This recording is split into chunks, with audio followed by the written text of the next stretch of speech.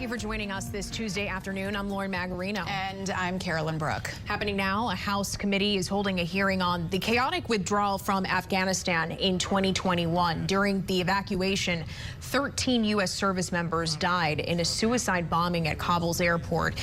The attack also killed more than 100 civilians. Lawmakers now questioning two former military leaders from that time. They're hoping to really nail down what went wrong. Former chairman of the Joint Chiefs of Staff, General Mark Milley, is testifying right now. And joining us to discuss further is retired Brigadier General Peter Zwack. He is currently a global fellow at the Kennan Institute at the Wilson Center, and he was U.S. Senior Defense Attaché to Russia from 2012 to 2014. General, I know you've been listening to General Milley's remarks in the very beginning of this hearing. What do you expect to come out of this? Yes, first, I also spent a year of my life with fellow American military and allies and Afghans in Afghanistan from 2008 to 2009. And I had the occasion of meeting General Milley there several times when he was commanding the 101st Airborne Division. And he then had the same customary frankness, candidness, care for the troops, mission focus, as he discussed briefly in his background. You have a man there of incredible candor and directness who's been through the mill in the last 4 years, and so I think his testimony with Marine General McKenzie will be very, very important to lay the baseline for the further, if you will, panel or inquest that's going on right now. I think that his messaging to the soldiers and family, I can't state how important that is. There are no bad people here. Things messed up.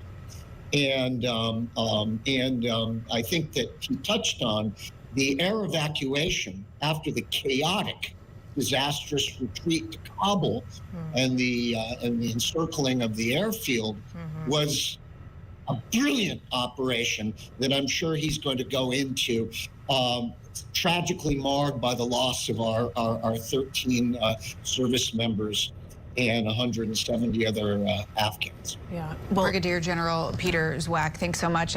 Stick around. We're going to go back into that hearing. General McKenzie speaking right now. President Trump selected a branch of the plan that maintained 2,500 U.S. military personnel in Afghanistan by Inauguration Day in January 2021. We had branches to that plan to complete a withdrawal by May of 2021 had we been so ordered. On 11 April 2021, I received orders from President Biden through the Secretary of Defense to execute a full military withdrawal by 11 September 2021, a date which was subsequently modified to the end of August. This decision did not include the withdrawal of our embassy, our citizens, and at-risk Afghans. It's important to understand that we had a complete plan to execute that task as well, but were not ordered to do so. The President's decision was to maintain an embassy, to not require our citizens to leave, and of course, to not expedite the extraction of at-risk Afghans. This was not a military decision.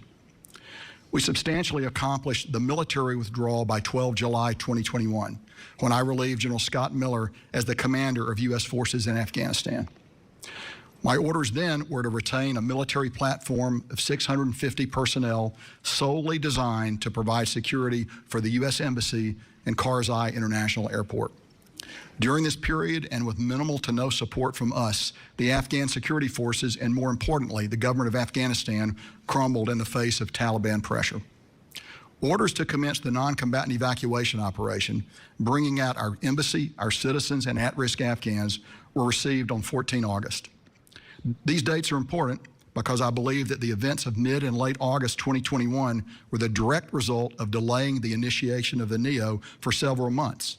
In fact, until we were in extremis and the Taliban had overrun the country. As you are aware, the decision to begin a NEO rests with the Department of State, not the Department of Defense.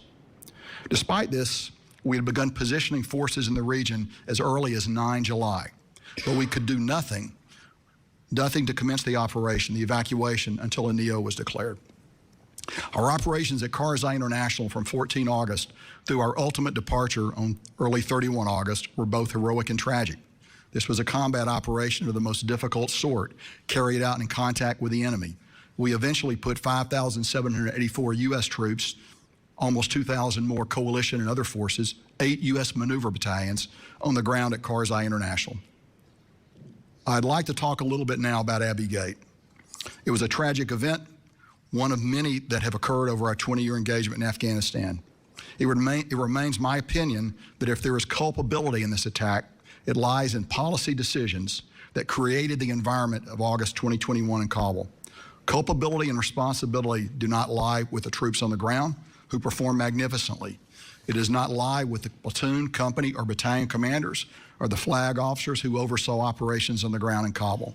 The simple fact is this: on the battlefield, even with good planning, tremendous execution by brave people on the ground, the enemy sometimes has success. To ignore this fact is to ignore the fundamental reality of the battlefield. If there's fault, it lies in a policy decision that placed the joint force in this situation and exposed the force over time to the possibility of these kinds of attacks. We did not rely on the Taliban for our security. We used them as one tool among many to beef up our defensive posture. We avoided a number of potential Abbey Gate attacks, and I'm proud of the commanders and troops who prevented them. This is small comfort to those who lost loved ones, and I realize this. Nonetheless, what's remarkable about Kabul is not that the tragedy of Abbey Gate happened, but that many other attacks did not happen. I'll end my statement with this observation. I was the overall commander, and I alone bear full military responsibility for what happened at Abbey Gate. Thank you, Chairman. I'm ready for questions. I now recognize myself for questions. We have Sergeant Tyler Vargas Andrews here today. I want to thank you, sir, for your service and your courage for testifying before this committee almost a year ago to the day.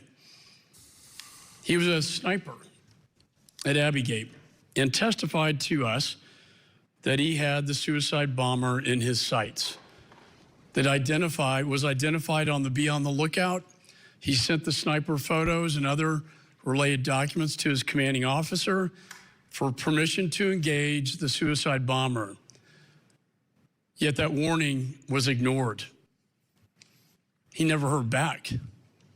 I and the chairman of the Armed Services Committee, after that testimony, sent a letter to the Department of Defense requesting that these documents and sniper photos be delivered to the Congress, produced to the Congress by this document, this letter request.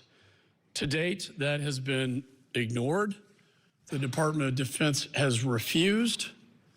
We've also requested the testimonies of General Chris Donahue and Admiral Peter Vaisley, who were the commanding officers on the ground during the Abbey Gate disaster.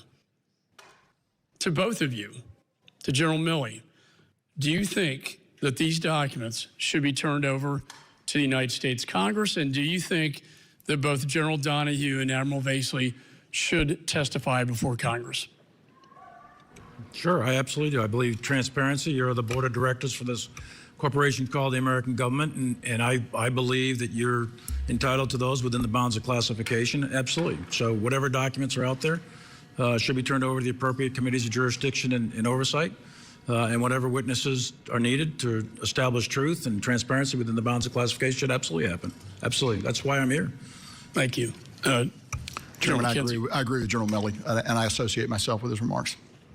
So also on accountability, I've asked the State Department officials who was responsible for the catastrophic emergency evacuation. Not surprisingly, they point their fingers at the Department of Defense.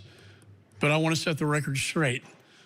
While the DoD helps conduct the emergency evacuation, it's a State Department that is responsible under law for developing the plan and leading the evacuation. Is that your understanding?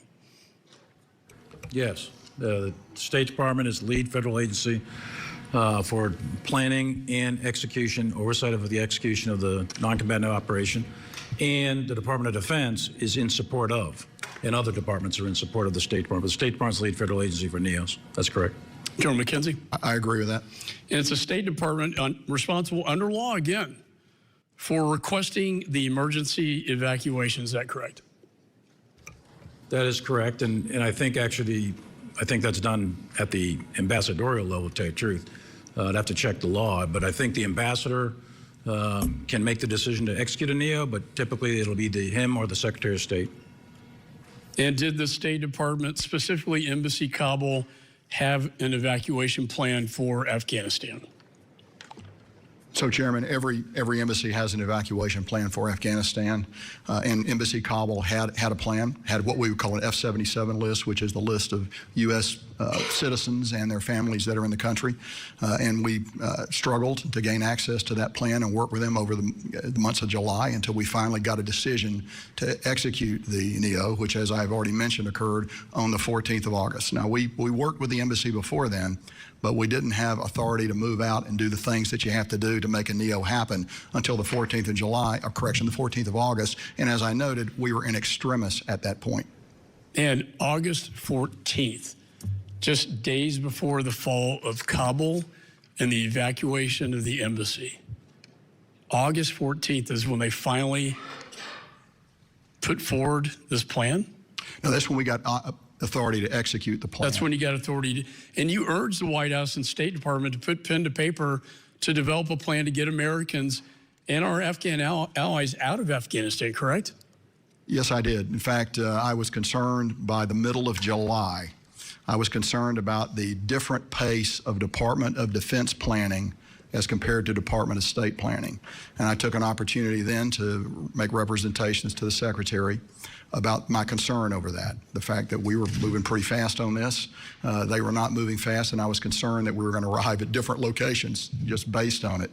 And I went to the Secretary. We spent some time talking about that, and actually followed up with a written idea on some things that we could do. Sent a letter with 10 recommendations to the Secretary of Defense on that. And is that your recollection, General Milley? Absolutely. Without breaching things like executive privilege, et cetera, my assessments at the time, and Frank McKenzie submitted assessments, Scott Miller submitted assessments, the general consensus of the military